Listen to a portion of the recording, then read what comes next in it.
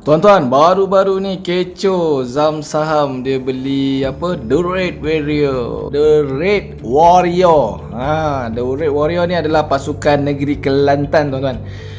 So, kenapa kecoh? Kecoh sebab tak adalah kecoh apa. Dia 6.8 juta. Okey, Zam saham keluarkan duit untuk bayar gaji, segala gaji tertunggak. Okey, yang berada di dalam pasukan bola sepak Kelantan lah. Okey, saya difahamkan The Red Warrior Sdn Bhd. Okey, so Zam saham beli saham. So bila seseorang dia beli saham, dia akan menanggung segala hutang-hutang ataupun aset yang ada, right?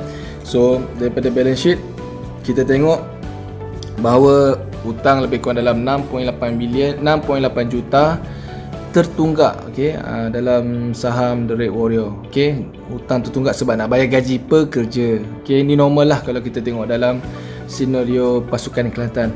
Persoalan saya, tuan-tuan, kenapa Zam saham dia beli?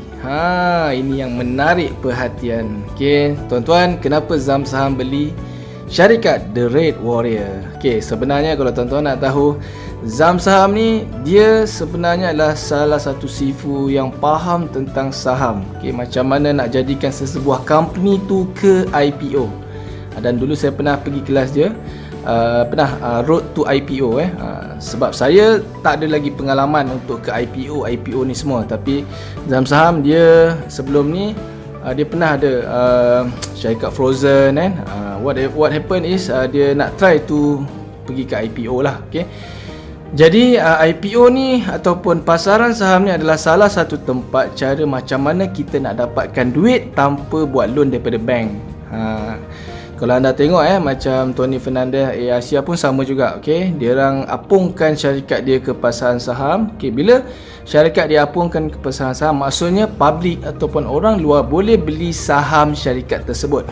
Sebab tu kita panggil dia syarikat berhad. Berhad ni maksudnya dia open to all lah. Okey, dia boleh disenaraikan di BSKL. Kalau syarikat yang Sdn Bhd, dia hanya terhad kepada sendiri-sendiri sahaja. Maksudnya private investor sahaja. Okey.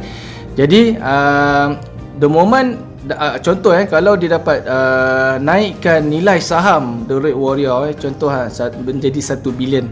1 bilion ni contohlah kalau ada 1 juta rakyat Kelantan beli saham, let's say lah setiap rakyat Kelantan contoh beli saham The Red Warrior RM1,000 contoh. Sebab pasukan Kelantan saya percaya dia ada fanatic fan dia sendiri.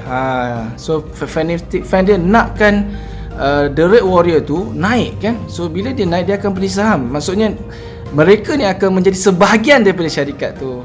So kat situ boleh lantik director, kat situ boleh lantik CEO, siapa-siapa yang dia orang trust based on percentage undi ataupun based on percentage saham yang dia orang ada.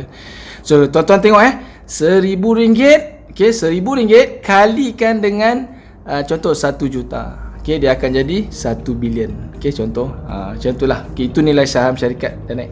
So what happen dengan Zam saham? Zam saham dia beli syarikat tu let's say dengan harga 6.8 juta. So 6.8 juta nilai dia akan itu adalah nilai company mula-mula lah. Mungkin negatif ke whatever ke.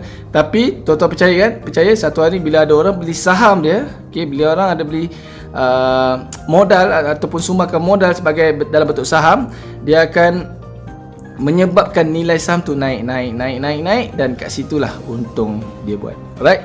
Jadi tuan-tuan, kalau tuan-tuan nak belajar tentang saham, boleh datang ke kelas saya, seminar Road to Sdn Bhd. Alhamdulillah saya pun dah ada dekat 8 buah syarikat Sdn Bhd. Saya akan terang tuan-tuan sebenarnya Sdn Bhd ni apa, sebenarnya saham tu apa. Okey.